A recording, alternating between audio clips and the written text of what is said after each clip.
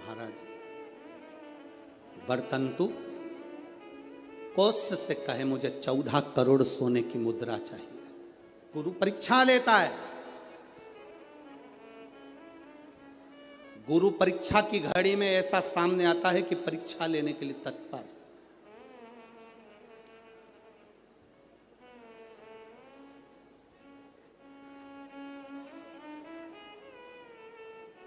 ली परीक्षा,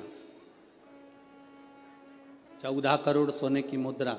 कौत्स गया, तुरंत राजा रघु के पास में। राजा रघु से कहा, महाराज 14 करोड़ सोने की मुद्रा मेरे गुरु जी को देना है, मैं ब्राह्मण का बालक हूं, आप दे दो।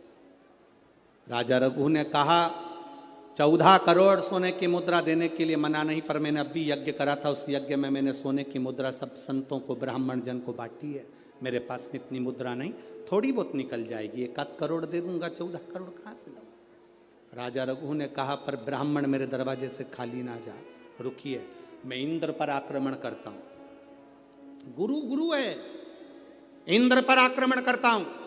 राजा रघु ने इंद्र पर सेना तैयार कर आक्रमण करना प्रारंभ करा।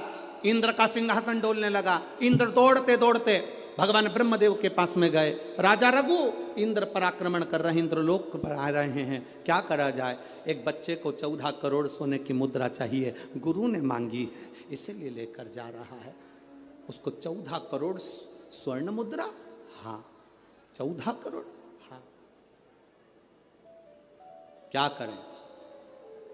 इंद्र से कहा, राजा रघु यहां पर आए स्वर्ण मुद्रा लेने के लिए, आप कुबेर को बुलाओ और कुबेर से कहो कि तू जाकर 14 करोड़ सोने की मुद्रा दे दे। कुबेर को बुलाया। कुबेर शमी का एक पत्ता तोड़ा। शमी का एक पत्ता कुबेर ने तोड़ा और पृथ्वी पर आकर शमी के पत्ते को तोड़कर कौत्स को दे दिया। कौत्स, ये शमी का पत्ता ले। कौत्स ने कहा, मुझे 14 करोड़ स्वर्ण मुद्रा चाहिए, ये पत्ते का क्या करूंगा। 14 करोड़ मुझे स्वर्ण मुद्रा चाहिए, इस पत्ते का क्या करूंगा। तब कुबेर ने जो पत्ता दिया और कौत्स से कहा कि यह बरतंतु महर्षि को ले जाकर दे देना, वह महर्षि समझ जाएंगे इस पत्ते में क्या है। बरतंतु महर्षि के पास में एक शमी का पत्ता ले जाकर कौत्स ने दिया। कौत्स ने जैसे ही दिया, बरतंतु ने उस पत्ते को अपने सिर से लगा लिया और जान गया ये मेरे महादेव का शमी का पत्र है। एक पत्ते में 14 करोड़ सोने की मुद्रा का फल होता है। 14 करोड़ सोने की मुद्रा का फल एक शमी के पत्ते में होता है। तुरंत बरतंतु महर्षि ने शंकर की आराधना कर कर शिव जी से हाथ जोड़कर प्रार्थना करी, बाबा प्रकट हो। देवादिदेव महादेव प्रकट होकर कहते हैं, बरतंतु मांगो तुम्हें क्या चाहिए। बरतंतु कहते हैं, बाबा शरदीय नवरात्रि पूर्ण होने पर जो विजयदशमी आए, उस दशमी के दिन जो एक शमी का पत्र भूलवश भी महादेव को समर्पित कर दे, उसकी जिंदगी में कभी संपदा की कमी ना आए।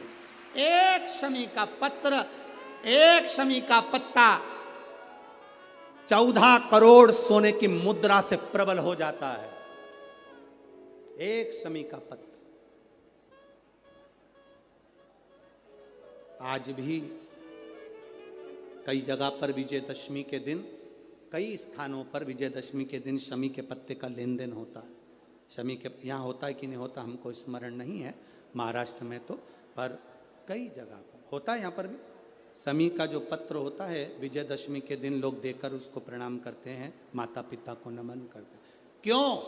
आप अपने बच्चे हो ना, आपसे पूछेंगे, आपकी औलाद आपसे पूछेगी, आपके आने वाली पीढ़ी आपसे पूछेगी, माँ ये कौन सा नाटक बना कर रखा है तुम लोगों ने।